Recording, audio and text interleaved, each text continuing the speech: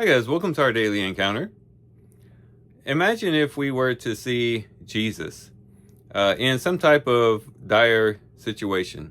Maybe we saw Jesus and he was hungry, he was famished, he hadn't eaten for a while, or we saw him thirsty and he just hadn't had much to drink and he was just really really thirsty, or we saw him sick, or we saw him in prison, or maybe he came in and he was a stranger. I think all of us would want to render aid to Jesus. I mean, I think it would be a no-brainer. If we saw Jesus hungry, we'd want to feed him. If we saw him thirsty, we'd want to give him something to drink, and on down the line.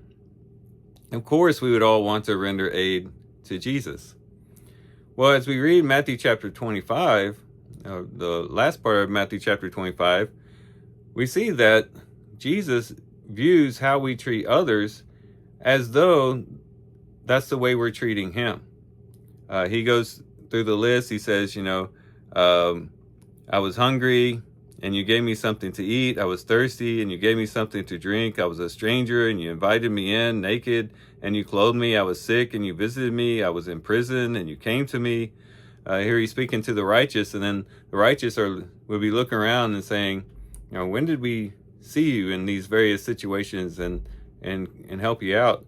And Jesus says, truly I say to you, to the extent that you did it to one of these brothers of mine, even the least of them, you did it to me. And then the reverse is true as well. Those that would be under judgment, he goes through that list again. He says, you didn't do those things for me. I was hungry, you didn't feed me. I was thirsty, you didn't give me anything to drink. I was a stranger, you didn't take me in.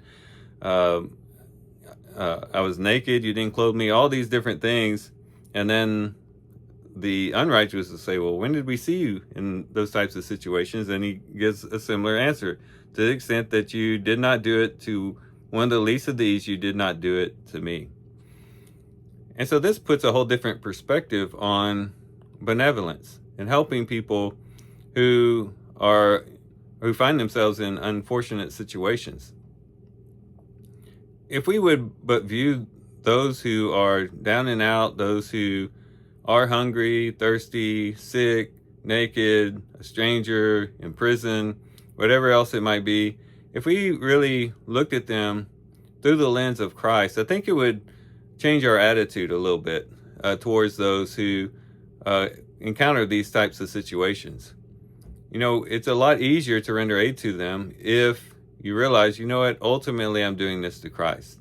That Christ is so connected to humanity that as I'm rendering aid to the handicapped, to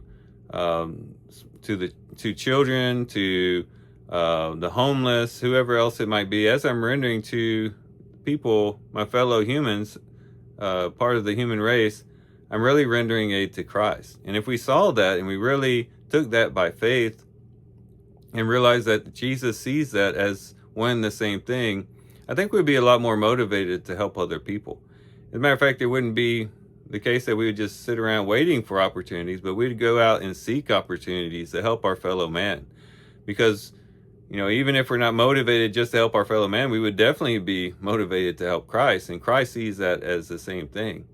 So let's be motivated today to help other people out, to engage in random acts of kindness, yes, but also to purposely and intentionally engage in good works so that we can, of course, help our fellow man.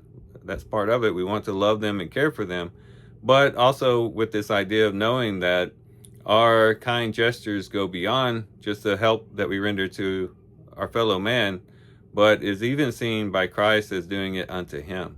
And hopefully that will motivate us and help us to seek out these types of opportunities. So with that, guys, I do thank you for watching the video today. Hope you guys have a great day. Love you guys. God bless.